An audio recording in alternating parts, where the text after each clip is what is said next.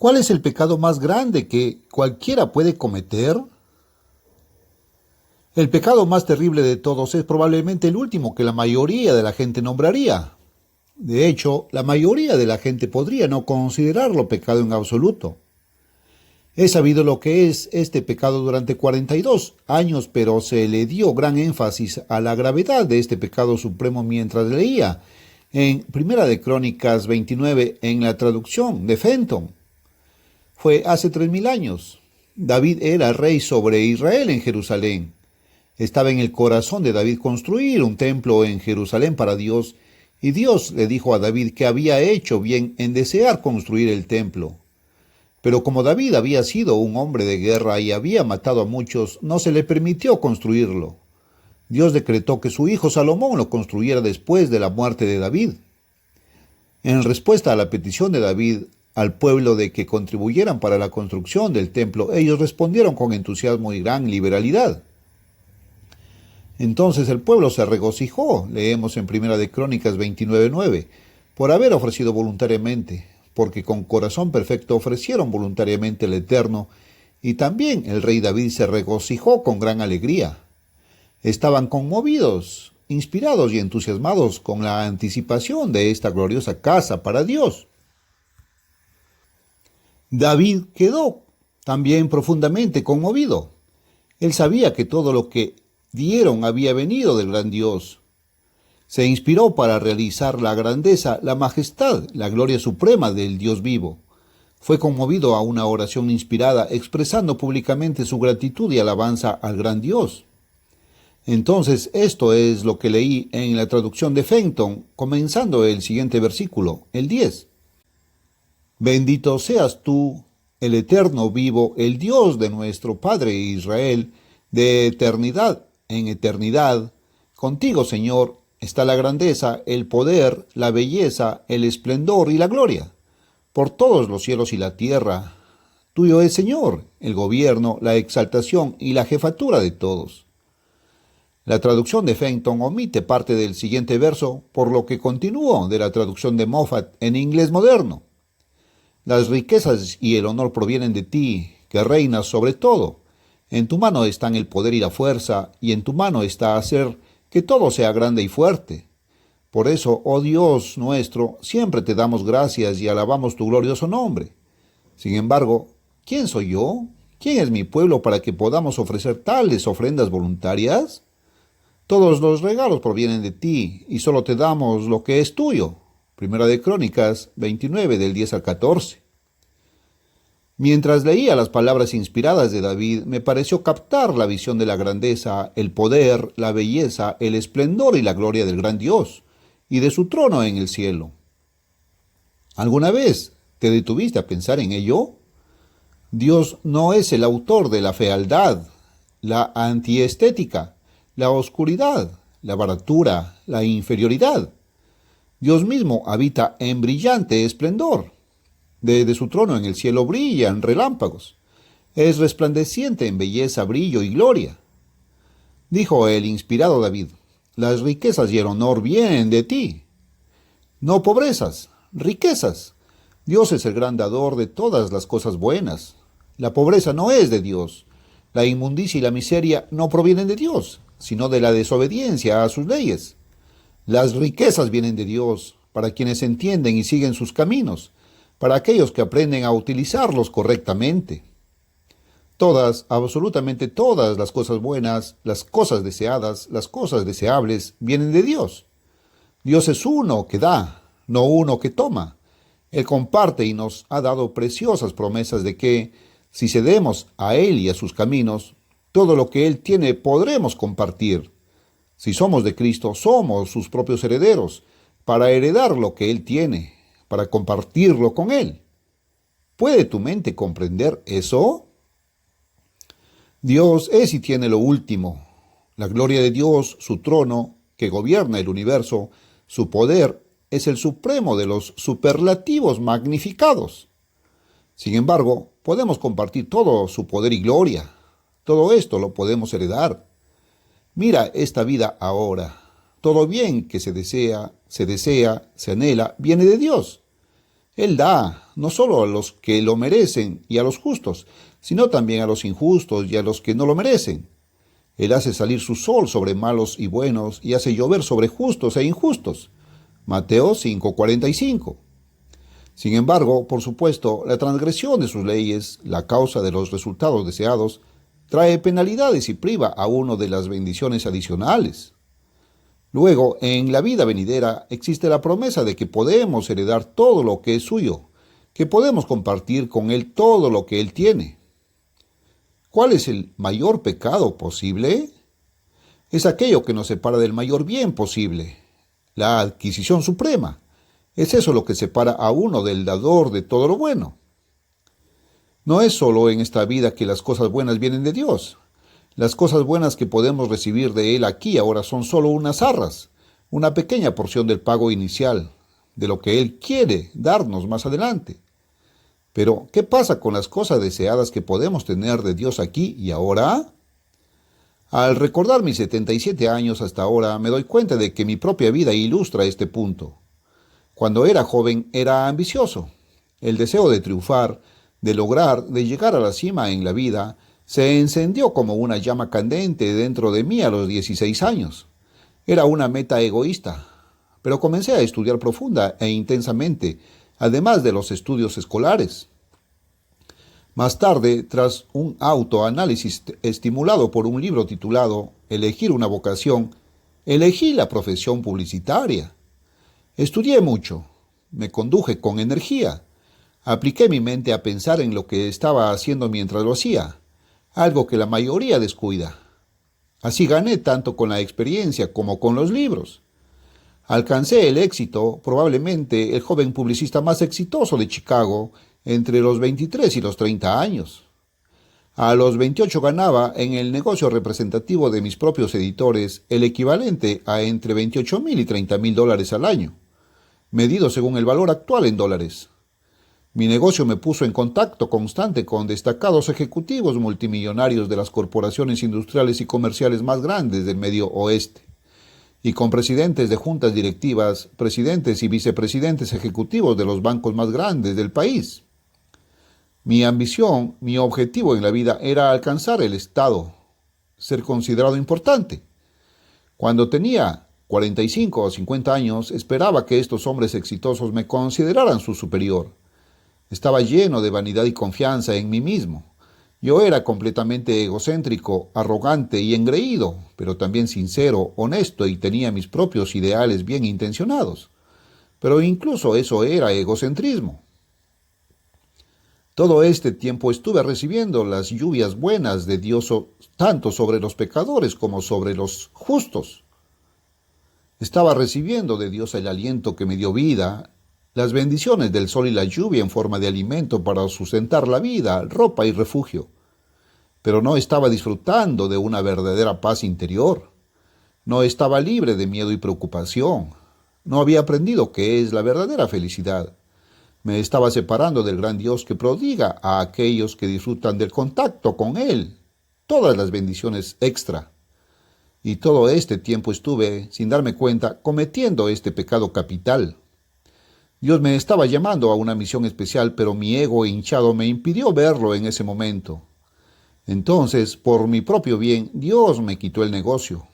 3 negocios sucesivos, a través de fuerzas y condiciones completamente fuera de mi control. Me redujo a la pobreza escrita en mayúsculas. Luego, por circunstancias providenciales, me enfureció para que estudiara su libro de instrucciones, la Biblia. Luché contra su verdad. Profundicé en la evolución para ver si podía probar la inexistencia de Dios. Este estudio demostró, en cambio, la falsedad de esa teoría y de la existencia y realidad de Dios. Investigaciones posteriores demostraron la inspiración infalible de la Biblia en su escritura original. Cuando Dios comenzó a revelarse a mí, cuando vislumbré su todopoderoso poder y gloria, su verdad, su realidad viviente, tal como lo vio el rey David en la oración que he citado, comencé a verme a mí mismo por lo que realmente era, un pedazo egoísta e hinchado de vanidad humana sin valor.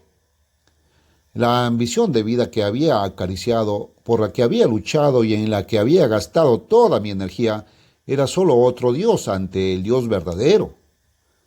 ¿Cuál es el mayor pecado posible? Repito, es lo que nos separa del mayor bien posible, la adquisición suprema. Es lo que nos separa del dador de ese bien supremo. Es tener otro Dios antes que el Dios real. Nadie puede tener contacto con Dios hasta que su ídolo, su Dios falso, sea destruido. Y el Dios verdadero ahora había hecho añicos a mi Dios falso. Me sentí humillado y abatido, lo suficientemente bajo como para estar dispuesto a entregar mi vida a Dios. Y lo hice. Las posesiones materiales por sí solas no traen la felicidad. La verdadera felicidad es principalmente una entidad espiritual, no material. Renuncié a toda preocupación relativa al estatus, a lo que los grandes hombres pensaban de mí. Fue una entrega incondicional a Dios. Era necesario eliminar por completo la fijación de mi corazón por las cosas materiales, dejando que ellas, o la vanidad, fueran el Dios en cuyo santuario adoraba. Para ello, Dios me hizo pasar 28 años de pobreza económica. Despojado de buenos ingresos económicos, aprendí lo que realmente es la felicidad. Ahora era pobre en bienes materiales, rico en haber recibido el Espíritu Santo de Dios. Experimenté alegría, felicidad rebosante y desbordante. Aprendí a amar y disfrutar, desenterrando nuevas verdades de la Biblia con otros pobres del mundo. Mientras tanto, entregándome a la obra de Dios, iba siendo prosperado. No financieramente, no en las finanzas personales. Eso no parecía importar. Pero la obra prosperó continuamente. Su crecimiento promedio cerca del 30% cada año. Incluso hoy en día no poseo nada, salvo cosas personales como ropa. No tengo casa ni automóvil, pero tengo el privilegio de vivir en una casa propiedad de la universidad en cada uno de nuestros 3 campus. Estos campus increíblemente hermosos son mis prados y jardines que tengo el privilegio de disfrutar junto con cientos de estudiantes y profesores. Y en cada campus hay un coche puesto a mi disposición, con un conductor para cada uno, ya que ahora solo puedo ver a través de un ojo, lo que es demasiado oscuro para conducir con seguridad. Y además, dado que las operaciones de la obra de Dios crecieron hasta alcanzar tal poder y alcance mundial, que requirieron muchos viajes a todas partes del mundo, siempre tengo a mi disposición un avión a reacción de una corporación privada y una tripulación. Después de 28 años de pobreza material y riqueza espiritual, había aprendido a no poner mi corazón en las cosas físicas. Ahora Dios me permite usarlas. Ahora miro hacia atrás y veo una vida que se ha utilizado para ayudar a miles de personas a ver y seguir el camino de la paz, la felicidad y el bienestar abundante. En realidad, yo no hice nada de eso. Dios lo hizo, pero tuve el privilegio de ser utilizado como instrumento en sus manos. Vivo en campus universitarios que no solo son hermosos en cuanto a su entorno físico, sino que también están llenos de felicidad, sonrisas, integridad, y hombres y mujeres jóvenes, radiantes y vigorosos, completamente diferentes a los del campus universitario promedio. Y sin embargo, cuando digo que soy el hombre más bendecido de la tierra, muchos de ellos y de los muchos ejecutivos de esta obra que me rodean, me asegurarán sonriendo que cada uno de ellos es el más bendecido. Me gusta más bien ese tipo de desacuerdo. Dios me bendijo con la esposa más hermosa y excelente del mundo durante 50 años, medio siglo completo. Y cuando ella murió hace más de 2 años, no tuve que llorar como otros que no tienen esperanza. Más bien, miro hacia atrás a esos 50 años felices y espero con ansias una próxima resurrección en la que estaremos juntos de nuevo. Sí, cuando te digo que todas las cosas buenas vienen de Dios, te hablo por experiencia. Recientemente, mi hijo Garner Ted hablaba de las protestas, la rebelión y la violencia en cientos de campus universitarios de todo el mundo. Son de inspiración comunista, pero los agitadores comunistas no podían provocar todo este descontento masivo a menos que algo estuviera realmente mal en la educación moderna. Pero en nuestros propios campus del Ambassador College no hay descontento, ni rebelión, ni marchas hacia la resistencia del canciller, ni protesta, ni violencia. Cuando hay un descontento inflamado, este se debe a la ausencia de algo. Los propios estudiantes no saben qué, pero de algo que satisfaga. Mi hijo dijo que lo que realmente están pidiendo a gritos, sin saberlo, es lo que nuestros estudiantes sí tienen en los campus Ambassador. Son dos cosas. Uno, la dimensión que falta en la educación. Los estudiantes embajadores han aprendido cuáles son los verdaderos valores y han dejado de perseguir los falsos. Han aprendido el significado y el verdadero propósito de la vida y la manera de lograrlo. Y están en ese camino, el verdadero modo de vida. Dos, tienen la mayoría de ellos, y los otros no están lejos de recibirlo, lo que les asegura el logro de la verdadera meta de la vida, lo único que realmente les satisface, el Espíritu Santo de Dios en su interior, guiándolos y conduciéndolos. Y esa es la verdadera esencia de lo que anhelan los estudiantes rebeldes descontentos. El conocimiento verdadero que falta y el Espíritu de Dios morando dentro, abriendo la mente a la verdad de Dios, mostrándoles el camino, llenándolos del amor de Dios y de paz y alegría. Es el único ingrediente que puede llenar ese vacío que realmente puede satisfacer. Ese es el mayor de todos los regalos de Dios. Es el regalo del Dios mismo que llega a nuestras vidas. Es la presencia, condicionalmente, de la vida eterna. Son las aguas vivas las que sacian la sed interior, el alimento espiritual que alimenta el hambre interior del alma. Es amor, fe, poder. Es lo que hace que valga la pena vivir la vida ahora. Es lo que hace que la vida aquí y ahora sea plena, rica y abundante. Es la fuente y base de la felicidad. Pero es más. Dije que Dios quiere compartir con nosotros todo lo que tiene. Eso incluye su vida eterna, su poder y gloria. Después de disfrutar la plenitud de la abundancia en esta vida, está la vida para la eternidad con Dios. En esta vida presente somos herederos, si su Espíritu habita en nosotros, si seguimos y somos guiados por su Espíritu. Pero después de esta vida seremos poseedores, poseedores de todo lo que Dios tiene. Mas vosotros no vivís según la carne, sino según el Espíritu, si es que el Espíritu de Dios mora en vosotros. Pero si el Espíritu de aquel que levantó a los muertos a Jesús mora en vosotros, el que levantó a Cristo de entre los muertos también vivificará vuestros cuerpos mortales por su Espíritu que mora en vosotros. Porque todos los que son guiados por el Espíritu de Dios, ellos son hijos de Dios, porque no habéis recibido el espíritu de esclavitud para volver a temer, sino habéis recibido el espíritu de hijo, por el cual clamamos, Abba, Padre. El Espíritu mismo da testimonio a nuestro espíritu de que somos hijos de Dios, y si hijos, también herederos de Dios y coherederos con Cristo, porque a los que antes conoció, también los predestinó para que fuesen hechos conforme a la imagen de su Hijo, para que Él, Cristo, sea el primogénito entre muchos hermanos. Romanos 8, 9 y del 14 al 17. Estudia eso, entiéndelo. Si somos de Cristo, si su Espíritu habita en nosotros, si seguimos lo que su Espíritu nos lleva, ahora somos sus hijos, pero ahora solo herederos, aún no poseedores. Pero Jesucristo entonces se convierte en nuestro hermano mayor. Es el primogénito de muchos hermanos. Somos sus hermanos y coherederos. Él ahora ha nacido de Dios y Él es Dios. Nótelo. En Romanos, el primer capítulo, de su Hijo Jesucristo nuestro Señor, que fue hecho del linaje de David según la carne. Es decir, como humano Jesús era hijo y descendiente de David, y declarado Hijo de Dios con poder, según el Espíritu de Santidad, por la resurrección de entre los muertos. Romanos 1, 3, 4.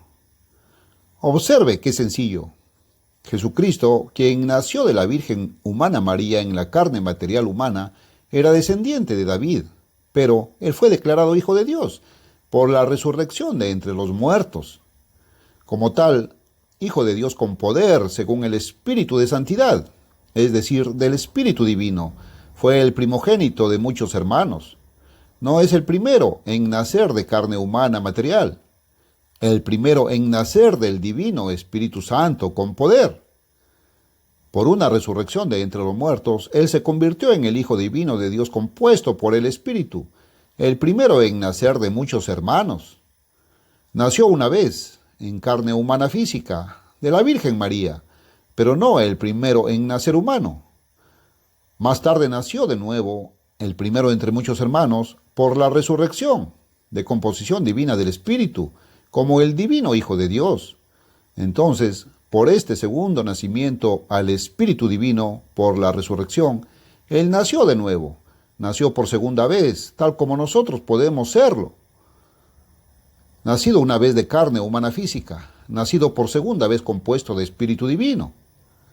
No es que Jesús haya pecado alguna vez, no lo hizo. No es que Él necesitara redención o salvación en el sentido en que nosotros la necesitamos.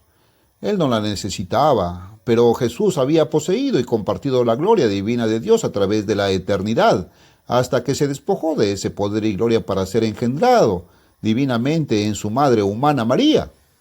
Véase Juan 17:5, 1:1 y 14. Renunció a todo lo que compartía con Dios Padre para salvar a la raza humana. Pero después de su resurrección, nuevamente compartió todo, el universo, con el Padre. Note lo que Él tiene ahora. Jesucristo es ahora un Hijo a quien Él, el Padre, ha nombrado heredero del universo, como fue por Él, Cristo, que Él, Dios el Padre, creó el mundo. Él, Cristo, reflejando la brillante gloria de Dios y estampado con el propio carácter de Dios, sostiene al universo con su palabra de poder. Hebreos 1, 2, 3, Mofat. Ahora controla cada fuerza, poder y energía en el universo. Él sostiene el universo entero. Él administra el gobierno de Dios sobre toda la creación. Y con todo esto, Dios promete que nosotros también somos ahora herederos, si somos de Cristo, si su Espíritu habita en nosotros, si seguimos y somos guiados por su Espíritu.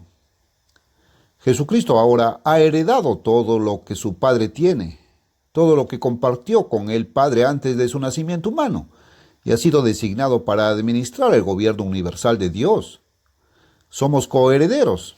Él es el pionero que ha ido antes, heredando lo que nosotros, si somos suyos, también heredaremos y compartiremos. Hebreos 2, del 6 al 11.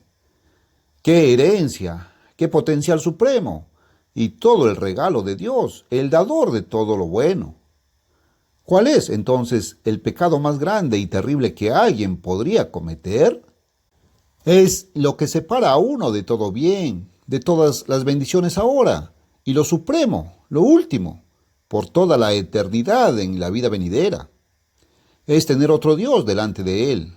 Podría ser dinero, podría ser una visualización excesiva de programas del tipo equivocado en la televisión. Podría ser la ropa, los placeres, las ambiciones egoístas. Ese fue mi Dios falso en mis primeros años de vida. Muchas cosas podrían ser otro Dios ante Él. Casi todo el mundo tiene uno o más dioses ante Él. ¿Y usted? Será mejor afrontar esa pregunta ahora antes de que sea demasiado tarde. ¿Tienes algún ídolo material físico? ¿Hasta qué punto quieres tú todas las cosas buenas? Lo suficiente como para renunciar a todo lo que se interponga entre usted y el gran dador.